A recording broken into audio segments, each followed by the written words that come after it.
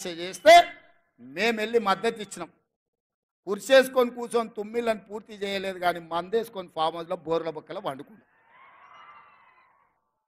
అందుకే ఇవాళ ఈ తెలంగాణ రాష్ట్రంలో ఇందిరమ్మ రాజ్యం కాంగ్రెస్ ప్రభుత్వం ఏర్పడిన వెంటనే పెద్దలు ఉత్తమ్ కుమార్ రెడ్డి గారితో మాట్లాడి పాలమూరు జిల్లాలో ఉన్న ప్రతి ప్రాజెక్టును ఆర్డీఎస్ కావచ్చు, తుమ్మిళ్ళ కావచ్చు, పాలమూరు రంగారెడ్డి ఎత్తిపోతలు కావచ్చు, కల్వకుర్తి కావచ్చు, భీమ కావచ్చు, నెట్టంపాడు కావచ్చు, కోయిల్సాగర్ కావచ్చు, మక్తల్, నారాయణపేట, కొడంగల్ ఎత్తిపోతల పథకం కావచ్చు, ఈ ప్రాజెక్టులకు నీళ్లు ఇవ్వాలి, పాలమూరు పచ్చని పంటలతో పండాలి అని మా ప్రయత్నం చేసినాం, సమీక్ష చేసినాం.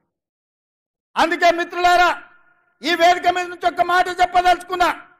ఈ పాలమూరులో విద్య కోసం, వైద్య కోసం, ఉద్యోగాల కోసం, ఉపాధి కోసం, సాగునీటి ప్రాజెక్టుల కోసం planning commission vice chairman Chinnareddy గారి నేతృత్వంలో ఒక ప్రత్యేకమైన వ్యవస్థను ఏర్పాటు చేసి ప్రతి నియోజకవర్గంలో కావాల్సిన అభివృద్ధి పనులకు వేగంగా అనుమతులతో పాటు నిధులు ఇచ్చే బాధ్యత నేను తీసుకుంటా. ఈ పాలమూరును అభివృద్ధి పదం వైపు నడిపించే బాధ్యత నాది. మీ బిడ్డను ఈ మట్టిలో పుట్టిన రేపొకవేళ చావే వస్తే ఈ పాలమూరు మట్టిలో కలిసే మీ బిడ్డ, నల్లమల అడవుల నుంచి వచ్చిన బిడ్డ ఈ తెలంగాణ రాష్ట్రానికి ముఖ్యమంత్రిగా ఉన్నాడు. ఈ పాలమూరును దేశంలోనే ఆదర్శంగా ఉంచే జిల్లాగా అభివృద్ధి చేసే బాధ్యత నేను తీసుకుంటా. మిత్రులారా, ఇవాళ మీ బిడ్డ నాకు మీకు భయం ఎందుకని నేను అడుగుతున్నా. ఇవాళ మీ వాడు, మీ సోదరుడు, మీ మధ్య నుంచి వచ్చినోడు, స్థానిక సంస్థల బాధలు తెలిసినోడిని, జడ్పీటీసీకి ఉంటే బాధే ఉంటుంది, ఎంపీటీసీకి ఉంటే బాధే ఉంటుంది, వాళ్ళ గౌరవం ఎట్లుండాలి, సర్పంచుల మర్యాద ఎట్లా కాపాడాలని తెలిసినోడిని. ఇవాళ వాళ్ళందరూ పనులు చేసి బిల్లులు రాక ఆత్మహత్యలు చేసుకునే పరిస్థితి ఉన్నది. కొంతమంది ఆత్మహత్యలు చేసుకున్నారు, కొంతమంది ఆలి మీద ఉన్న తాలి పుస్తలు అమ్ముకున్నారు. మీ బాధ నాకు తెలియదా? నేను చూడలేదా? మీ కష్టాలు తీర్చాలనేదే కదా నా ఆలోచన. మళ్ళీ ఇప్పుడు శాసన మండలి ఎన్నికలు ఇక్కడ వచ్చినాయి. మన ఎమ్మెల్యే కసిరెడ్డి నారాయణ రెడ్డి రాజీనామా చేస్తే శాసన మండలి ఎన్నికలు వచ్చినాయి. తొందరలోనే ఈ ఎన్నికల్లో పార్టీ పరంగా జీవన్ రెడ్డిని అభ్యర్థిగా ఏఐసిసి ప్రకటించబోతుంది.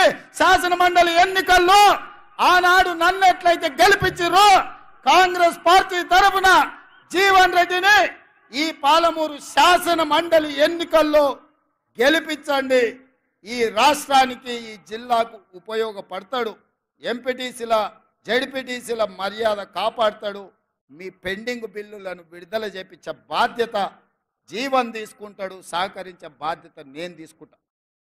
ఇదే కాదు మిత్రులారా, ఇవాళ ఆలోచన చేయండి. కేసీఆర్, టీఆర్ఎస్ వాళ్ళు మాట్లాడుతున్నారు, కృష్ణానది జలాలలో 10 ఏళ్ళైన ప్రాజెక్టులు పూర్తి చేయలే.